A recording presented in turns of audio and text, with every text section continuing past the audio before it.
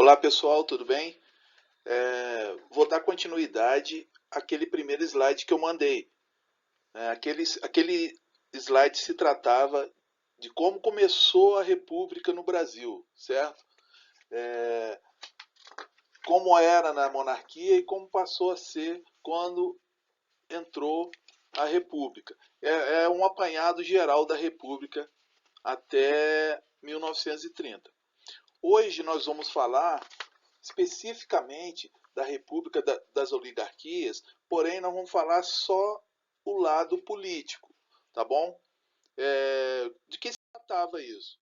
A República Oligárquica, a gente considera a República Oligárquica de 1894 a 1930, tá? O que teve de especial nesse período? Nesse período predominou as oligarquias agrárias no governo central. Essas oligarquias controlavam toda a política do país. Tá? Ela iniciou com a posse do primeiro presidente civil, que foi o Prudente de Moraes, em 1894. A partir daí, essas oligarquias controlaram a República até 1930. Tá? Ficou caracterizada principalmente pela influência eleitoral e política de grandes fazendeiros, conhecidos como coronéis. Tá? Você já deve ter ouvido falar de coronéis. Né? A situação eleitoral nesse período, durante a monarquia, somente uma pequena parcela que podia votar. Era cerca de 1% da população que votava. Com a República, o número de eleitores cresceu, mas não alcançou nem 10% da população.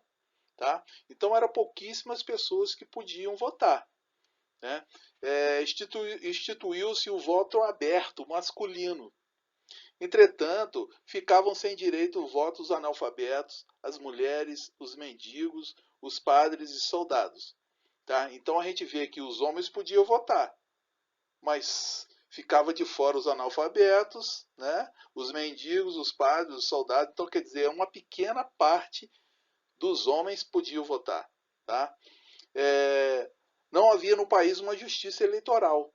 Então, ficava na mão dos coronéis. Essa política local controlava todo o sistema eleitoral. Tá?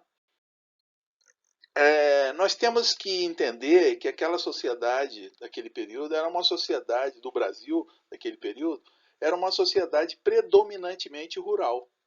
Cerca de 70% das pessoas trabalhavam em fazendas, recebiam remunerações miseráveis, né? Eram controladas pelos coronéis, tá bom? Com isso surgiu um sistema conhecido como coronelismo. Tá? Você já deve ter ouvido falar essa palavra, né? Era uma política regional, né, adotada nos primeiros anos da República. O poder político ficava nas mãos dos coronéis, que eram os líderes políticos locais. Tá? Eles controlavam toda a política da região. Com esse coronelismo surgiu também o clientelismo, tá? Que é uma prática que os coronéis faziam para premiar, né, com favores públicos, as pessoas apadrinhadas que prestavam algum tipo de serviço, demonstravam fidelidade política a eles, né? Então, essa era a sociedade rural que predominava no sistema político da época, tá? A estrutura de poder é, era em virtude das alianças. O poder político do Estado tendia a permanecer nas mãos dos mesmos grupos que sucediam. Então, um grupo passava para o outro a hegemonia da política. Então, o cara que controlava a política local controlava a política estadual, que ele era ligado aos governadores. Tá? Como que ele fazia isso? Através do voto de cabresto. Os coronéis exigiam que os eleitores daquela sua área votassem nos candidatos que ele indicava. Tá? Quem se negasse a votar naquele candidato dele sofria violência por parte dos jagunços, né, desses coronéis. Os capangas desses coronéis, eles ameaçavam as pessoas, porque o voto era aberto, todo mundo sabia em quem você votava. Né? Então, essa era a maneira deles controlar a política local. E com isso aconteciam muitas fraudes eleitorais, né? Tanto no poder, tanto o poder das mãos e na ausência da justiça, né? Por exemplo, não tinha uma justiça eleitoral. E aí os coronéis praticavam fraudes para conseguir a vitória dos seus candidatos. Então, esse poder local é que comandava a justiça eleitoral, tá? Que não era uma justiça estruturada como hoje. Não existia uma justiça eleitoral. Existia, sim, uma assembleia que avaliava as eleições, né, quando tinha alguma reclamação, e essas assembleias eram ligadas aos coronéis. Consequentemente, não se fazia justiça nenhuma, né? Surgiu um fenômeno, né, muito importante também, que é a chamada política dos governadores, né? O que acontece? Esses coronéis, esses líderes locais, eles faziam conchavo com os governadores, certo? E aí, essa política dos governadores, ela passou a ser instalada entre o governador e o governo federal agora. Aquele mesmo, aquele mesmo esquema que tinha dos governadores com os fazendeiros, com os coronéis, tinha agora dos governadores com o governo federal. Tá? Essa aliança se baseava na troca de favores, como a outra também. Tá?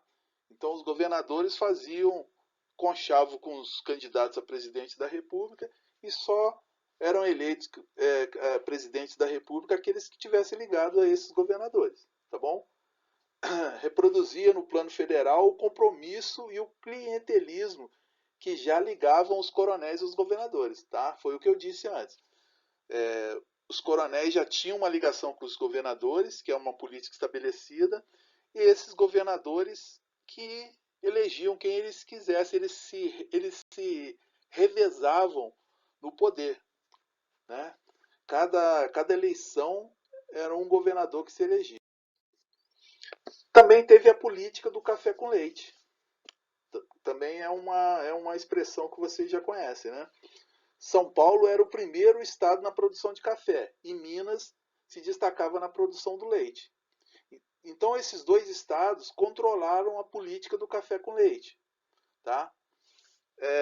Eles lideraram, todos os governadores eram ligados a esses líderes de São Paulo e Minas. Esses caras que escolhiam quem ia ser presidente do Brasil. Tá? São Paulo e Minas também eram o estado com maior população. Então, consequentemente, esses líderes políticos dominavam a maior população eleitoral. Né? Então, eles tinham mais esse poder. Podemos dizer que quase todos os presidentes da Primeira República foram eleitos com apoio de paulistas e mineiros. Para vocês verem o poder político que esses dois estados tinham. Então, o que acontecia? Eles se revezavam no poder.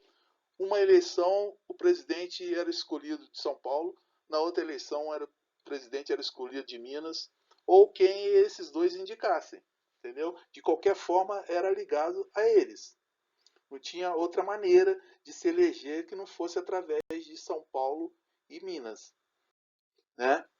Então, pessoal, estou deixando aqui o meu contato, os meus contatos, tá? Sempre que vocês precisarem, podem me mandar mensagem e tal, mas de imediato eu já deixo para vocês que, naquela mensagem que eu mandei para os seus grupos, que toda segunda e sexta eu estarei à disposição de vocês na parte da manhã, tá? Vou estar aqui esperando as dúvidas de vocês, as angústias, e a gente vai se falando, tá? E não deixem de seguir aqueles programas que o Estado mandou para vocês, tá bom? Os PETs. É aquilo lá que está sendo o oficial. Eu estou mandando esse slide para ajudá-los. Tem o nosso livro didático que pode ajudá-los, tá? E eu estou aqui à disposição segunda e sexta para tirar dúvida de vocês, tá bom? Qualquer coisa pode entrar em contato, tá? Grande abraço e bons estudos.